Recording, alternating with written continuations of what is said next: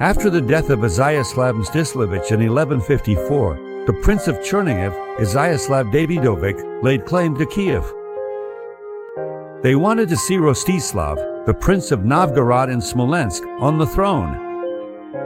The elderly Vyacheslav warmly welcomed his nephew, and the boyars and the people promised to serve him faithfully.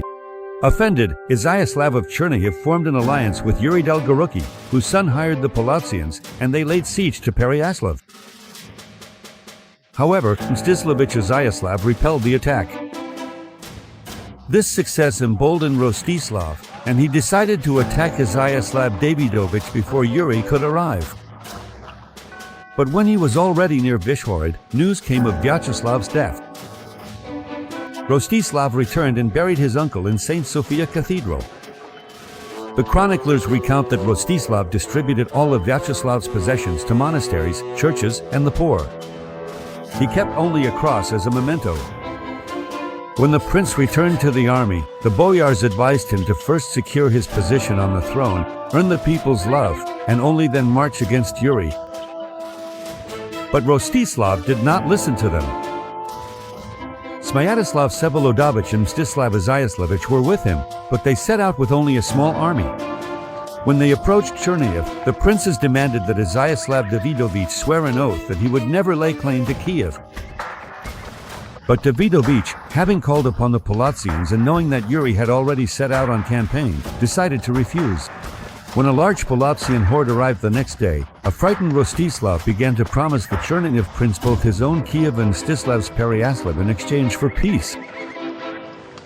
Mstislav, upon hearing this, abandoned his ungrateful relative.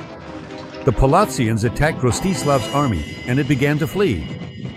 Rostislav ran straight to Smolensk. Rostislav took his family from Pereyaslav and headed to Lutsk. The people of Nyany, upon hearing of Rostislav's defeat, were forced to accept Iziaslav. Iziaslav entered Kyiv and took the throne. Meanwhile, Dolgorukiy was hurrying to Kyiv. Iziaslav hesitated, claiming that it was the people of Kyiv who had put him on the throne of their own will. However, he still had to yield to Yuri. On March 20th, 1155, Yuri Dolgorukiy became the Prince of Kyiv. He made peace with the up-punished princes. Only Mstislav Iziaslavych did not submit to them. For 10 days, blood was shed beneath the walls of Volodymyr Volynskyi until Dolgorukiy himself lifted the siege. On the day when Iziaslav Davydovych was preparing to march against him from Chernihiv, unexpected news arrived that Yuri had died. He had been drinking at a feast at one of the boyars' homes, after which he fell ill, and 5 days later he was gone. Unrest immediately broke out in Kyiv. The people looted Yuri's estates in the city across the Dnipro.